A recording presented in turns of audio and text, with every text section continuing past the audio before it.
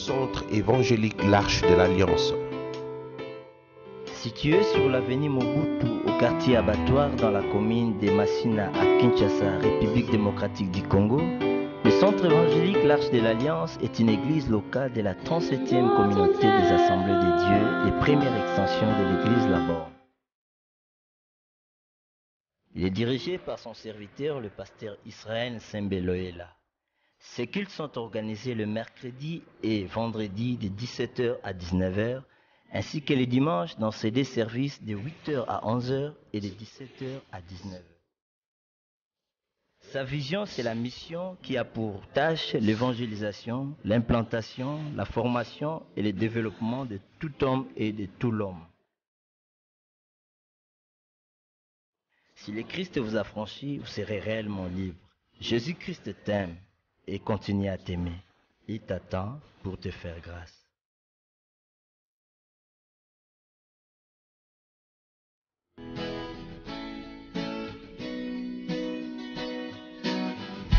Je crois en Jésus, je crois qu'il est le Fils de Dieu, je crois qu'il est mort et ressuscité, je crois qu'il a payé pour tout,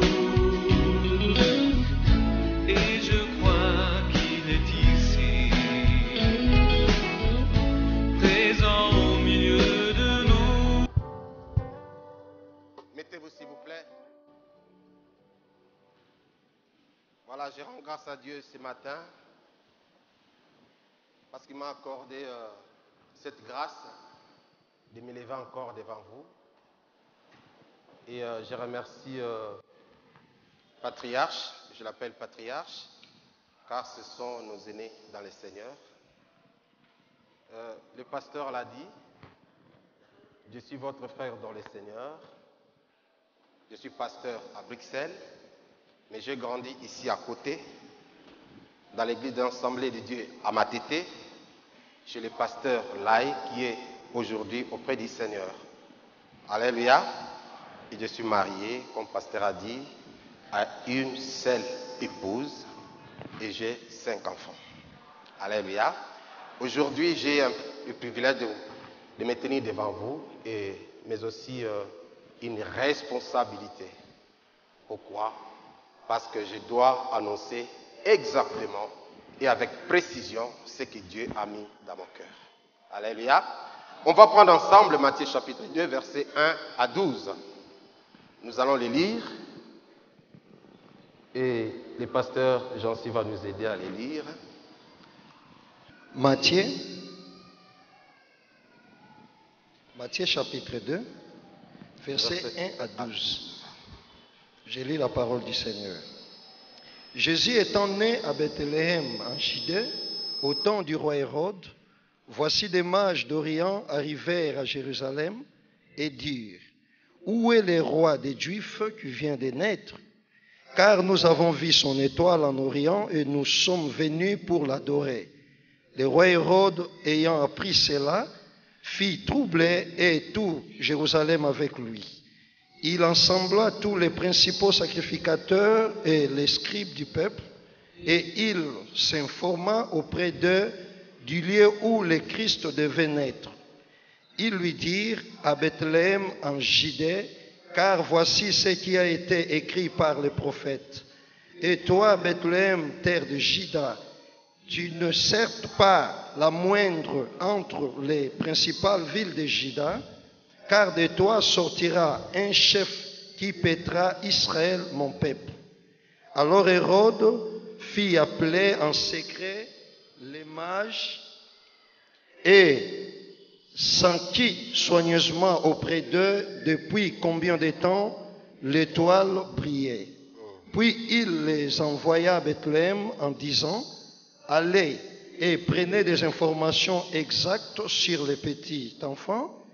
Quand vous l'aurez trouvé, faites-le moi savoir. Notez bien, faites-le moi savoir. Alléluia. Continue. Afin que j'aille aussi moi-même l'adorer.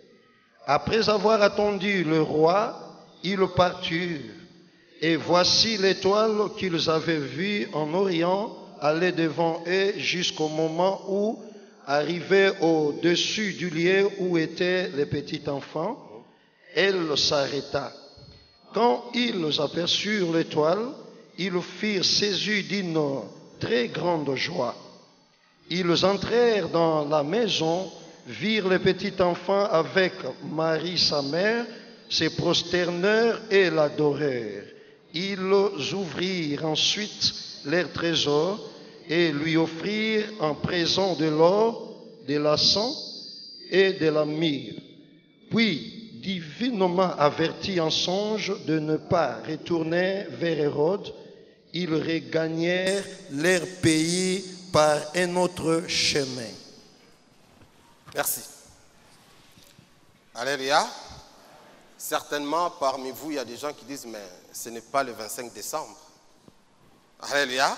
Parce que c'est un texte que nous avons l'habitude de lire le 25 décembre, le jour de Noël. Mais moi, je pense que dans ce texte, il y a des vérités que nous devons soutirer qui vont nous aider à vivre nos quotidiens. Alléluia. Nous avons lu ce texte dont l'auteur est l'homme que nous connaissons très bien, l'évangéliste Matthieu. Mais je ne vais pas beaucoup rentrer dans ces détails-là parce que je n'ai pas assez de minutes. Mais je vais tout simplement que nous puissions aller droit au but. La Bible nous dit que les mages ont suivi ces signes qui annonçaient la naissance du Christ. Ces gens qui n'étaient pas, je dirais, de prophètes, des croyants, mais ils ont compris quand même quelque chose à ce qui concerne ces signes. Et c'est comme ça qu'ils ont suivi ces signes jusqu'à ce qu'ils se sont retrouvés devant Hérode. Alléluia. Et devant Hérode, la Bible dit, ils n'étaient pas partis pour lui rendre visite, tout simplement pour se renseigner où est né le Fils de Dieu, le roi. Parce que nous voyons un signe qui annonce qu'il y a un roi qui est né. Alléluia. Et voilà pourquoi moi, au fait, en méditant ce texte, je l'ai intitulé « Faites le moi savoir ». Alléluia. Et pendant notre exhortation, tu vas rajouter une négativité là-dedans. Alléluia. Tu vas rajouter quelque chose pour que ce soit un thème pour toi personnellement. Alléluia. Alors Jésus était né à Bethléem, dit la Bible. Les rois sont partis chercher Jésus, emmenant les outils pour aller l'adorer. La Bible dit qu'ils sont partis voir Hérode pour demander, dis-nous, où est né le roi? Hérode surpris, il ne savait pas qu'il y avait un roi qui était déjà né. Alléluia. Mais moi, en méditant, je me suis posé la question en disant, mais Dieu pouvait faire autre chose parce qu'il est Dieu. Il est le Dieu tout-puissant. Comment Dieu peut se permettre que ces gens puissent aller vers Hérode pour lui demander où est né le roi des rois? Alléluia. C'est-à-dire, il y a quelque chose qui s'annonce là. Et moi, je me suis dit, en méditant ces textes, que Dieu n'a pas besoin de propagande. Alléluia. Dieu s'est fait savoir. Il a annoncé son arrivée sur la terre des hommes. Il a dit, moi, le roi des rois, le seigneur des seigneurs, désormais, je suis dans mon pays, je suis sur la terre, je viens pour sauver l'humanité, je viens pour sauver mon peuple.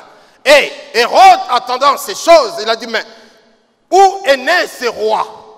Et la Bible dit, il a invité tous ces gens, il a invité les scribes, afin qu'ils puissent méditer, voir où était né Jésus. Alléluia. Mais vous savez, souvent nous avons l'habitude d'aider Dieu à faire quelque chose. Souvent nous avons l'habitude de chercher à ce que la route, je ne sais pas comment je peux le dire, de chercher à ce que l'homme puisse entrer en action pour que les choses de Dieu se manifestent. Mais moi, je comprends une chose. Si Dieu veut agir, il agira. Alléluia. Si Dieu veut faire quelque chose, il le fera. Il n'a pas besoin que l'homme puisse le précéder pour qu'il fasse quelque chose. Non, il est Dieu et il fera quand il voudra. Alléluia. Dieu s'est permis de se faire connaître et d'affronter personnellement Hérode pour annoncer sa venue sur la terre des hommes. Alors, pour lui dire que c'est moi qui est le maître, c'est moi qui est le Seigneur.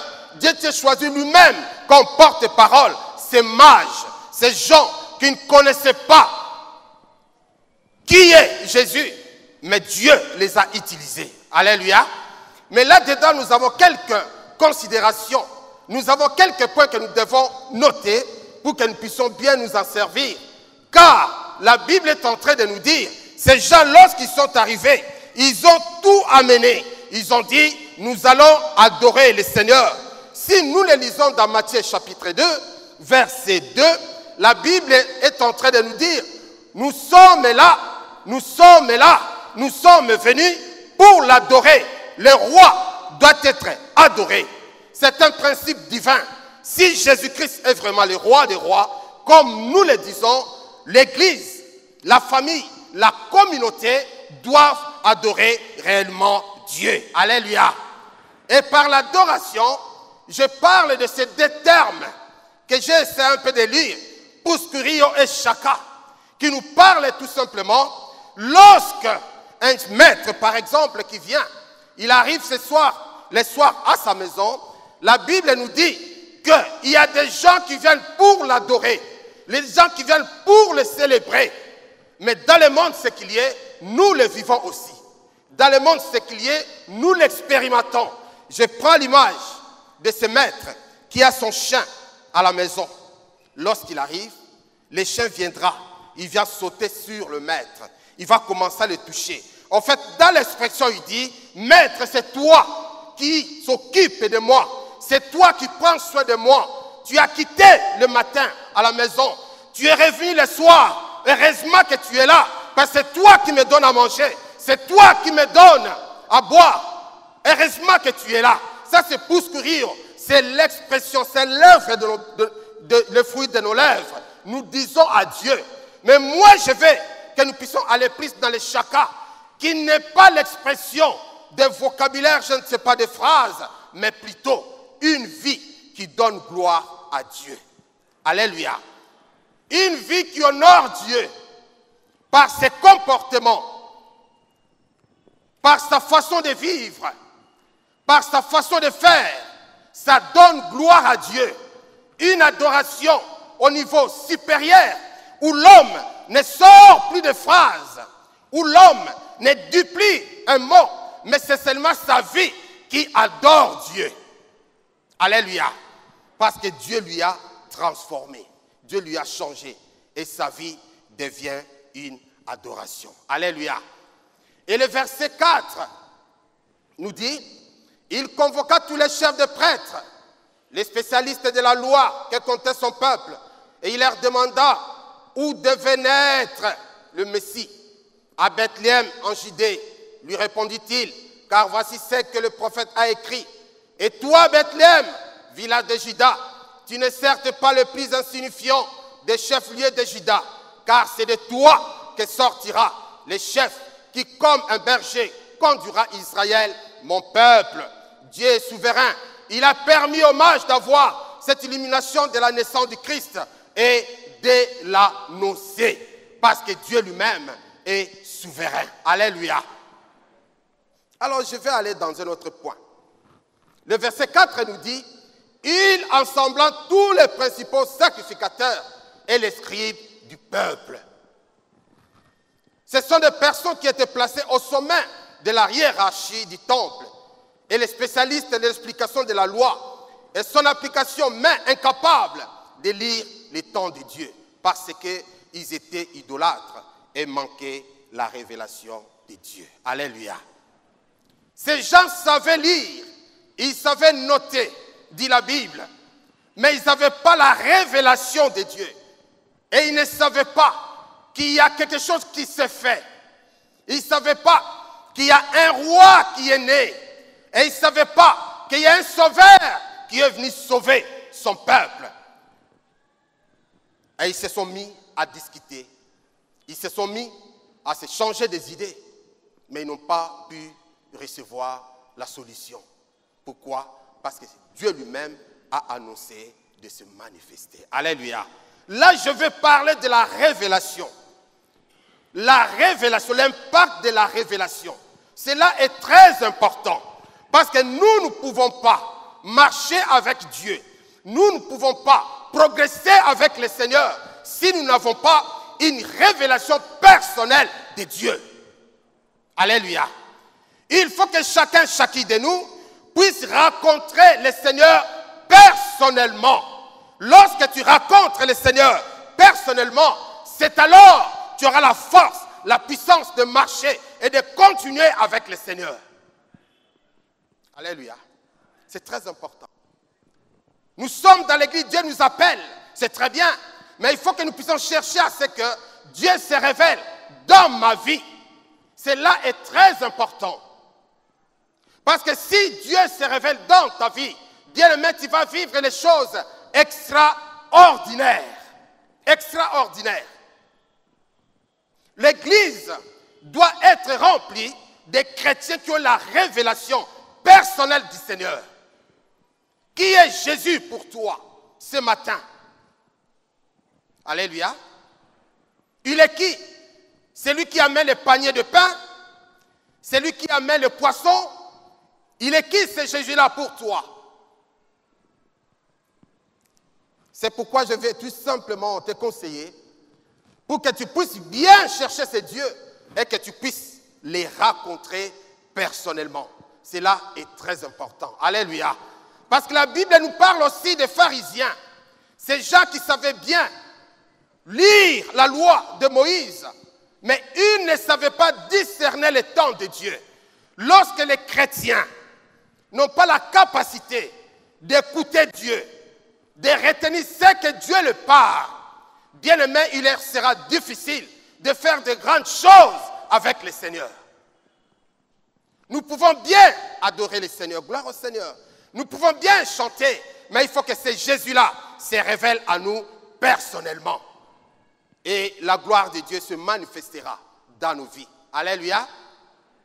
Nous pouvons lire dans Matthieu chapitre 16, versets 1 à 3. Matthieu chapitre 16, versets 1 à 3. On va lire rapidement. Rapidement. Verset 1 à 3, la Bible dit: les pharisiens et les sadducéens abordèrent Jésus et pour l'éprouver, lui demandèrent de leur faire voir un signe venant du ciel. Jésus leur répondit: le soir vous dites, il fera beau, car le ciel est rouge. Amen. Et le matin, il y aura de l'orage aujourd'hui, car le ciel est d'un rouge sombre. Vous savez discerner l'aspect du ciel et vous ne pouvez discerner les signes de temps. Merci beaucoup. Merci, on peut s'arrêter là. Alléluia. Jésus, il réplique aux pharisiens: vous savez lire les choses physiques. Vous savez dire il fait chaud, il va pleuvoir, mais vous ne savez pas lire le temps. À ce qui concerne les choses spirituelles, vous êtes incapables de le faire. En fait, Jésus les reprochait parce qu'ils n'ont pas compris, ils n'ont pas eu cette révélation de savoir que celui-ci, il est le Seigneur. Celui-ci, il est le Maître. Celui-ci, c'est lui qui devait normalement venir pour sauver l'humanité. Alléluia. Et c'est cet esprit qui ronge aujourd'hui nos églises. L'esprit pharisien qui empêche le peuple de Dieu d'aller vers Dieu, de chercher de tout leur cœur le Seigneur Jésus. L'esprit pharisien qui aveugle l'église et les gens, les chrétiens ne savent plus aller vers Dieu pour avoir la révélation personnelle, afin qu'ils sachent que Dieu, c'est toi mon roi, c'est toi mon Seigneur, je vais te suivre que toi seul, mais pas quelqu'un d'autre. Alléluia. Combien de doctrines que nous voyons aujourd'hui sur la terre. Si je sors ici, certainement, je vais trouver d'autres églises qui ont des doctrines et des doctrines. Mais si je n'ai pas la révélation de Dieu, si Dieu ne m'a pas parlé personnellement, bien-aimé, je vais céder. il faut que je les rencontre. Il faut que je lui parle et que lui me parle. Alléluia. Ils se mettent plus sur les choses naturelles, mais ils ont oublié la communion avec le Saint-Esprit. Or, cette communion est très importante. Alléluia. La communion avec l'Esprit du Seigneur, cela est très importante. C'est le temps que nous passons dans nos chambres, tête à tête avec le Seigneur. Nous parlons à Dieu et lui aussi nous parle. Alléluia. Afin que nous puissions les saisir, les comprendre. Qui est ce Jésus que je suis en train de suivre? Bien-aimé, la révélation fera que nous soyons enracinés dans le Seigneur. Oh, je me rappelle encore comment ces femmes ont eu cette révélation lorsque Dorcas était décédée. La Bible nous dit, les dames ont sorti leurs vêtements, ils pleuraient, ils montraient aux gens, ils disent, regardez, c'est cette dame-là, Dorcas, qui est morte. C'est lui qui m'a donné ça, c'est lui qui m'a fait ça. Je me posais la question, je dis, mais où est-ce qu'ils ont eu cette pensée d'aller chercher les habits que Dorcas les avait donnés pour aller les montrer aux gens, même à l'apôtre Pierre, pour dire que voilà, cette dame-là que tu vois, c'est celui qui m'a fait comme ça. Alléluia. Certainement, il y a eu quelque chose qui était dans leur pensée. Le ciel l'avait soufflé. Et lorsqu'ils criaient, lorsqu'ils pleuraient, Pierre, tu dois faire quelque chose pour cette dame. Fais quelque chose, Pierre. Regarde ses œuvres, regarde ce qu'il a fait. Et l'homme de Dieu était contraint d'aller vers Dieu et réclamer le Seigneur, regarde même toi-même comment ces gens y plairent. Tu peux faire quelque chose. Et la Bible dit, cette dame était ressuscitée. Alléluia. À cause de cette révélation, ils ont eu quelque chose de la part du Seigneur. Alléluia. C'est très important. Les disciples, une fois avec le Seigneur, Jésus les a posé cette question en disant, les gens disent que je suis prophète, je suis le bâtisseur, je suis le guérisseur, et vous êtes avec moi, dis-moi un peu, qui suis-je? Alors certainement les autres étaient nous disaient, ouais, tu es un faiseur de miracles. Ces jours-là, nous avons mangé du pain. Oui, tu dois être un pécheur qui travaille dans une société industrielle, parce que lorsque tu dis, allez là-bas, jette la maçon, tu auras le poisson. Quand on le fait, automatiquement, on a le poisson. Et Jésus les regardait. Mais il y avait un homme qui avait déclaré, il dit, toi, tu n'es pas un homme comme les autres. Alléluia. Tu n'es pas le fils de Joseph, toi. Tu n'es pas le fils de Marie. Toi, tu es le Seigneur. Tu es le fils de Dieu. Dieu t'a envoyé. Jésus a regardé cet homme. Il a regardé Pierre. Il dit, tiens, certainement Pierre, ce n'est pas toi. Ce n'est pas ta tête. Ce n'est pas ton intelligence. Ce n'est pas le son. Ce n'est pas l'eau. Certainement Pierre, c'est mon Père qui t'a soufflé. Alléluia. Dieu a soufflé dans Pierre et Pierre a donné la réponse. Il a dit exactement ce qui était proclamé là au ciel. Pierre l'a transité sur la terre. Alléluia. La révélation nous aide à vivre une vie d'exactitude et de précision avec le Seigneur. Alléluia. Ça nous aide même si les gens ne sont pas là. Je suis seul parce que j'ai la révélation de Dieu à moi. Dieu s'est apparu à moi. Je n'aurai pas besoin de gens pour continuer ma marche avec le Seigneur parce qu'il est avec moi. Moi, je vis le Seigneur. Il m'a parlé, il m'a saisi et je continue mon chemin avec lui. Alléluia.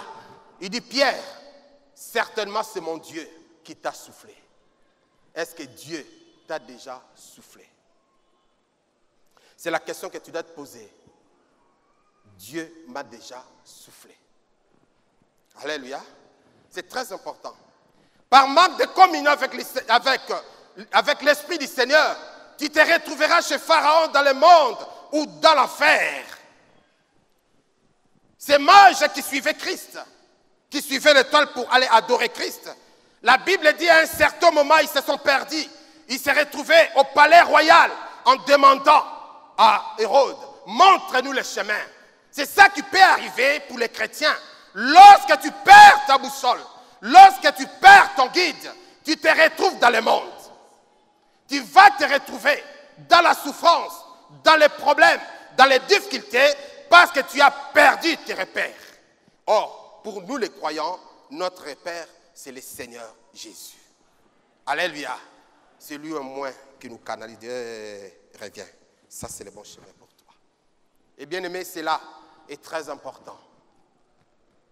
Et très important que chacun et chacune de nous se fasse violence pour chercher Dieu de tout son cœur.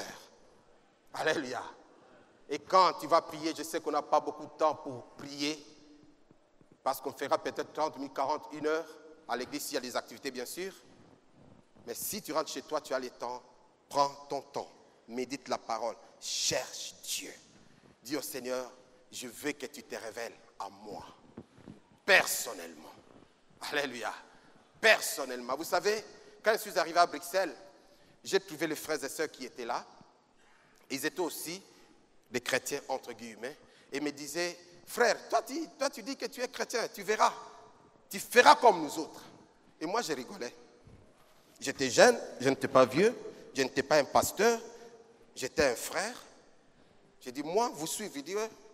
Je sais, dans quelques mois, tu seras derrière nous. Alléluia. Mais je connaissais Christ et moi. Alléluia. J'avais ce Seigneur. J'ai rencontré Jésus. Et je marche la tête haute en disant, Satan et tous tes démons de Bruxelles, de Belgique, je vous défie, jamais vous mourrez. Et je marche la tête haute, car je sais, c'est lui qui m'a appelé. Il m'a parlé personnellement et je le tiens avec force. Alléluia. Et Dieu m'a donné la force de bien te dire cette révélation. Et je marche avec nuit et jour. Alléluia. Et cela est très important. Le verset 7 et le verset 8 du même texte, la Bible nous dit, là-dessus, Hérode fit appeler secrètement les mages et se fit préciser à quel moment l'étoile leur était apparue. Puis, il les envoya à Bethléem en disant, allez là-bas et renseignez-vous avec précision sur cet enfant. Puis, quand vous l'aurez trouvé, venez me le faire savoir pour que j'aille, moi aussi, lui rendre hommage. Alléluia. Lorsque vous allez rencontrer le Fils, venez me le faire savoir. C'est là où j'ai tiré mon thème. Alléluia. Et là, j'ai compris que Satan peut lire le passé, je dis bien le passé de l'homme. Mais le présent et le futur, Satan n'a pas le pouvoir sur ça. Alléluia. Satan n'a pas le pouvoir sur ça. Sinon, Satan pouvait bien souffler à Hérode. Il y a un roi qui est né. Alléluia. Il y a un roi qui est né. Hérode, réveille-toi. Mets ton armée en marche. Car il y a un homme qui vient troubler ta royauté. Mais Hérode était surpris. Alléluia. Et je me suis dit, pourquoi les mages doivent repasser encore chez Hérode pour l'avertir ou le signaler là où se trouve Christ? J'ai dit, je vais discuter sur ça. Je vais parler sur ça.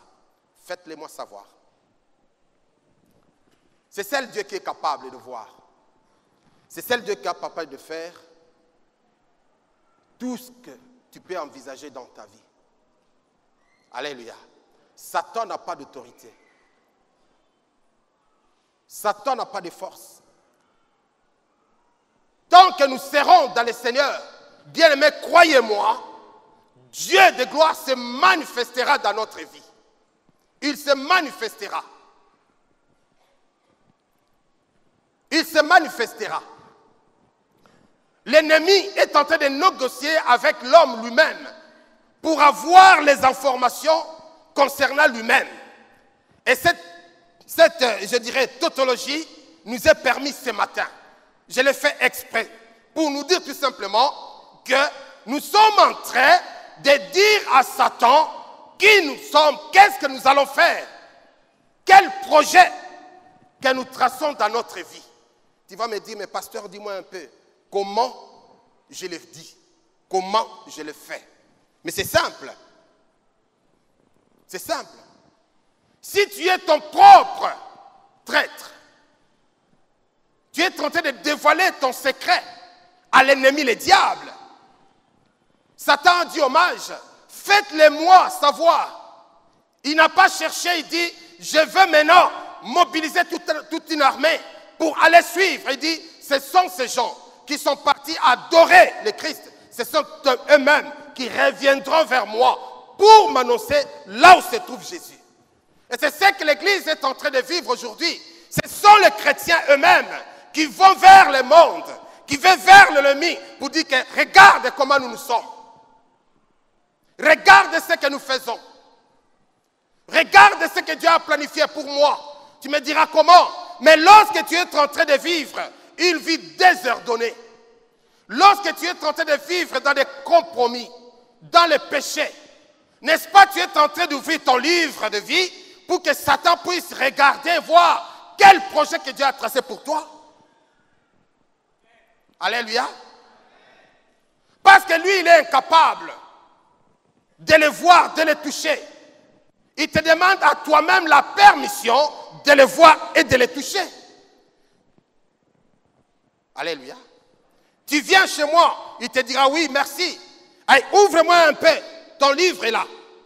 Et il voit tout ce que Dieu a planifié dans ta vie, tout ce que Dieu a fait dans ta vie, et maintenant il commence à te combattre. Et après tu rentres à l'église, on va gêner au Seigneur, pardonne-moi Seigneur, fais-moi ça. Pasteur, j'ai des combats, pasteur, ça ne marche plus. Mais c'est toi qui es le traître de ta propre vie. On ne dit pas amen. Dieu vous fait du mal. Tu demandes pardon. Alléluia. Nous sommes les traîtres de notre propre vie. Nous sommes les traîtres de notre communauté, de notre église. Nous sommes nous-mêmes les traîtres de l'église. Nous sommes nous-mêmes les traîtres de nos pasteurs, nous-mêmes. Et lorsque nous sortons dehors, nous parlons au dos du pasteur, au dos des frères et sœurs, n'est-ce pas? Nous sommes en train de trahir. Nous disons à Satan, regarde les choses qui se passent dans l'arche de l'alliance. Et Satan dit, ah, c'est comme ça. Alors je vais mettre maintenant mon armée en marche. Alléluia. Parce que ce pasteur-là se comporte comme ça, alors moi je vais les poursuivre. Parce que ces frères-là, ils font des choses comme ça, je vais les suivre. Qui a dévoilé les secrets? C'est toi. C'est moi. Alléluia. Faites-le-moi savoir. Faites-le-moi savoir, bien-aimé, c'est une pensée machiavélique, satanique et démoniaque. C'est le langage d'Hérode pour chercher à détruire le plan de Dieu, pour chercher à faire du mal aux enfants du Seigneur. Mais croyez-moi, la Bible dit, ce que Dieu fait, personne ne peut le détruire. Alléluia. Job dira, oui, je le sais, oui, je le sais, oui, je le sais. Personne ne peut passer outre tes pensées. Personne ne peut dévier ta pensée, parce que tu es le seul qui amène à la manifestation et l'accomplissement les pensées divines. Alléluia. Et personne ne peut nous trahir. Et personne ne peut le faire. Alléluia. Vous savez, qui a trahi notre bien-aimé Samson, lui qui avait le mandat de Dieu? Qui l'a trahi? Qui l'a trahi? Delilah? Delilah? Qui? Lui-même. Hein? Ah, on a compris la leçon. Alléluia. Il a le mandat de Dieu. Il a la puissance, la force. Mais il dit à Delilah, regarde, j'ouvre le livre là de vie et lisez tout ce que Dieu a mis en moi. Alléluia. Nous sommes des traîtres de nous-mêmes. Nous sommes des traîtres parfois de nos frères et sœurs. Nous sommes parfois des traîtres de nos pasteurs. Alors que peut-être nous avons besoin d'eux pour nous soutenir dans la prière. Peut-être tu as besoin de ton frère pour te soutenir dans la prière. Alléluia. Alléluia. C'est très important Qu'est-ce que tu peux le faire savoir à Hérode? Ta vie n'est rien qu'à passer pendant le moment difficile. Lorsque tu es en train de traverser le moment difficile, au lieu de chercher Dieu, tu dis, je peux faire n'importe quoi. Tu te retrouves dans la rue. Un enfant de 15, 16, 17 ans, il se trouve dans la rue. Il cherche n'importe qui, essentiel qu'il puisse avoir quelque chose à manger. Parce qu'il a la souffrance. N'est-ce pas là, c'est le faire savoir. Alléluia. Lorsque j'ai un problème avec mon frère, ma soeur, et je ne sais pas les résoudre, ce n'est pas là le faire savoir. Alléluia. Lorsque j'ai la haine avec mon père, ma mère, tu ne sais pas les pardonner, n'est-ce pas là le faire savoir? Alléluia.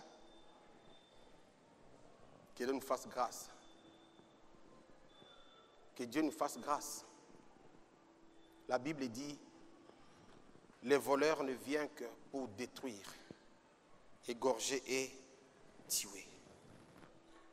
Satan n'est pas notre frère, il n'est pas notre cousin. Satan, c'est notre adversaire, notre ennemi numéro 1. Nous ne pouvons pas aimer Satan, ni négocier avec le diable. Alléluia. Nous devons dire non à toutes ces affaires. Nous devons dire non à toutes ces propositions. Satan, jamais. Il va dire un jour, j'aime l'église. Jamais. Satan n'aime pas l'église. Satan n'aime pas les enfants de Dieu. Satan n'aime pas les serviteurs de Dieu. Alors toi, il ne faut pas le faire savoir. Alléluia. Il ne faut pas le faire savoir. La Bible dit, les mages, quand ils ont vu le Seigneur, bien-aimés dans le Seigneur, Dieu les a révélés. Il dit, ne passez plus par Hérode. Allez de l'autre côté. Ils ont refusé d'aller le faire savoir. Alléluia. Et maintenant, là, c'est là où j'ai dit, tu peux rajouter une phrase négative. Ne le faites pas savoir. Ne le faites pas savoir. Ne le faites pas savoir. Parce que Dieu, c'est notre Dieu. Il a dit, il a un plan merveilleux pour nous. Il ne faut pas aller dévoiler auprès du diable. Alléluia.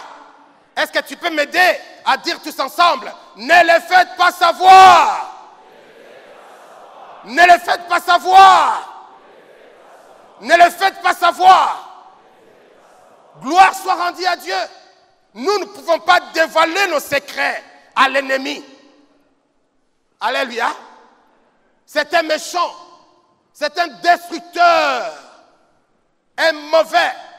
Lorsqu'il te tient, il ne te laissera pas comme tu es là assis.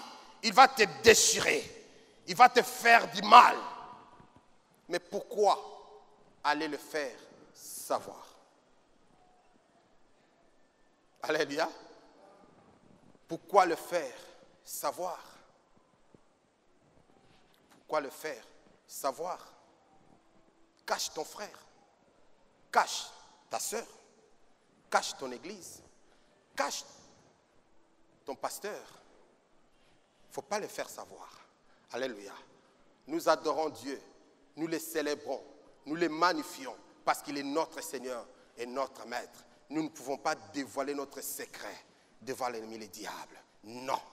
Nous ne pouvons pas nous accuser, aller vers le diable pour lui dire que voilà mon frère, ce qu'il fait, ce qu'il est. Voilà ma soeur, ce qu'il fait, ce qu'il est. Voilà mon pasteur. Non, nous devons nous couvrir. Alléluia. Nous devons nous couvrir parce que nous sommes une armée du Seigneur, une armée forte. Alléluia. Nous devons marcher la tête haute. Nous ne pouvons pas divulguer nos secrets auprès de l'ennemi, le diable. Non, nous ne pouvons pas le faire savoir. Amen. On va se lever tous ensemble. Je veux que nous puissions prier. Je sais que je n'ai pas fait du mal à quelqu'un, n'est-ce pas? Voilà. Et si je te fais du mal, je vais faire comme ça, comme le monde fait. Mais je pense que Dieu nous a fait du bien. Nous allons prier tous ensemble. Nous allons réclamer que le Dieu nous fasse grâce. Que le Seigneur, notre Dieu, nous fasse grâce. Nous allons dire à notre Dieu, si j'ai la faiblesse et que ma vie est là tout simplement pour dévoiler mes secrets auprès du diable par une vie de désolation, par une vie de péché, par une vie légère. Seigneur, fais-moi grâce. Je vais fermer ma porte ce matin Oh Dieu, je ne vais pas le faire savoir.